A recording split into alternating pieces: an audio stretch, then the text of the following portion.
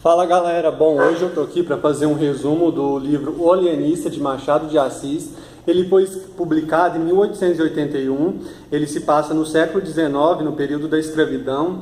E o livro, O Alienista, quer dizer esse nome, quer dizer um médico que cuida das doenças mentais. Então o livro conta a história de um médico chamado Simão Bacamarte, que recém-formado na Europa, vem para o Brasil, para a cidade de Itaguaí. Lá ele conhece a dona Evarista, uma viúva, e decide casar com ela. As pessoas falam para ele que a dona Evarista é feia, mas ele fala assim que fez um estudo dela e que ela tem as condições perfeitas para dar filhos para ele. Só que com o tempo, a dona Evarista não tem filho nenhum. Então o estudo do Simão cai por água abaixo. Aí nisso, o Simão decide criar uma casa de Orote lá em Itaguaí, que é uma casa de lobos, como era chamado naquela época.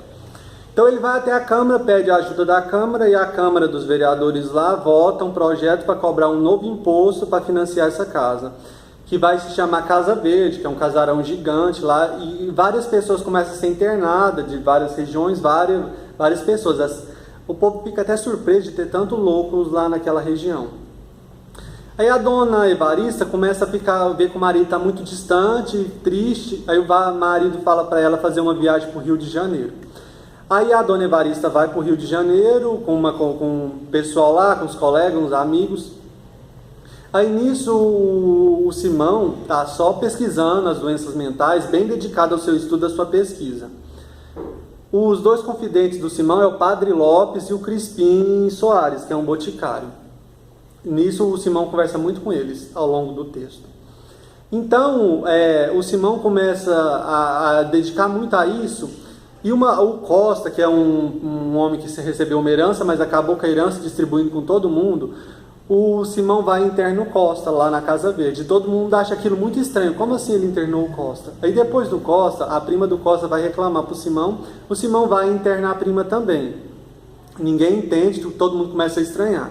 Dona Evarista retorna do Rio de Janeiro e um jovem faz um elogio à Dona Evarista. O jovem chama Martim, o Simão vai e interna esse jovem. E o Simão começa a internar muita gente lá. Todo mundo começa a ficar com medo, a cidade começa a ficar com medo. Aí eles começam a fazer reuniões e disso surge uma liderança, que é o Barbeiro, o Porfírio, e eles começam a tramar uma revolução para acabar com a Casa Verde, destruir a Casa Verde. Eles procuram os vereadores, mas os vereadores não dão apoio, porque respeitam muito o Simão, o alienista. Eles vão até o Simão também faz um discurso e acaba que não está nem aí para eles também. Aí nisso, chega na cidade o exército do imperador, que é conhecido como os dragões, e começa um embate entre os revoltosos e o exército. Só que muitos dos soldados desertam e apoiam os revoltosos, que conseguem tomar o poder, e todo mundo está esperando que o Porfírio, que é colocado como líder, que faz discurso, que vai tomar o poder e vai destruir a Casa Verde. Só que o Porfírio vai e propõe uma aliança ao Simão. Aí todo mundo começa a criticar o Porfírio, a criticar muito o Porfírio. Nisso surge um outro barbeiro que começa uma outra revolta e derruba o Porfírio. E o Simão continua internando as pessoas, internando todo mundo. O Porfírio também é internado e todo mundo vai internado. Aí nisso, o Simão começa a perceber que aquelas pessoas que ele achava, começa a perceber no seu método, a mudar o seu método. Aí ele manda uma carta.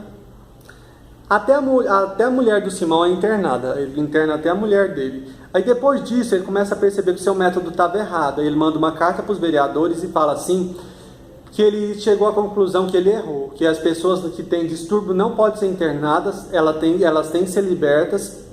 E ele avisa que agora vai ser internadas as pessoas que são sãs, que são moderadas, que são sábias. Aí os vereadores, espertos como só, colocam uma cláusula.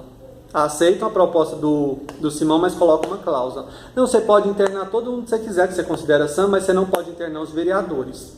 Aí um dos vereadores protesta, o Galvão, fala que isso está errado, que se o Simão for internar, ele tem que internar todo mundo.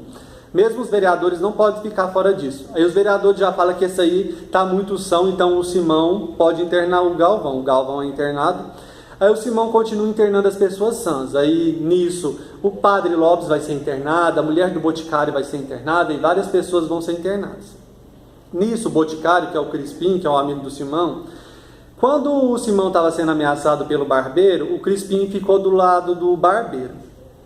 Aí depois o Simão voltou, o barbeiro caiu, o Crispim voltou para o lado do Simão.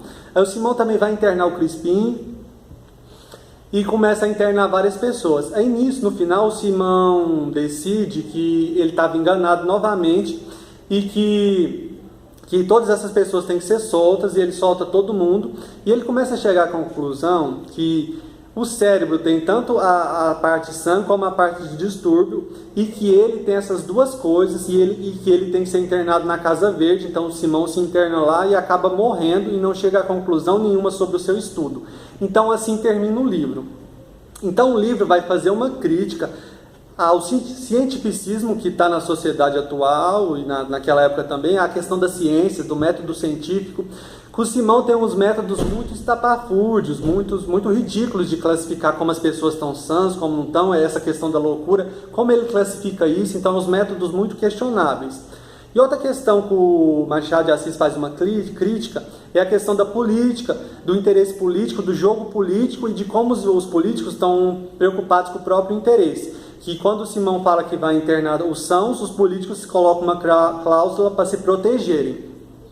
Então o texto também tem muito essa questão da conveniência. O que é conveniente para mim se dar bem? O Crispim, que é o Boticário, é um exemplo disso. Uma hora ele está do lado do Simão, outra hora ele está do lado do barbeiro, que tomou que